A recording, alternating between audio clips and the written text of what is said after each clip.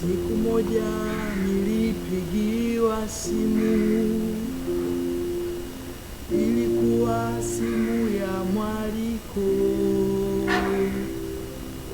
Jumapili tutamshukuru Mungu kwa sadaka ya pekee, uje uimbe kanisani kwetu.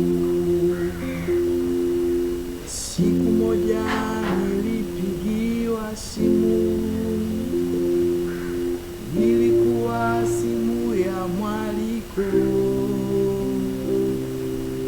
Jumapili tutamshukuru Mungu kwa sadaka ya pekee, uje uimbe kanisani kwetu.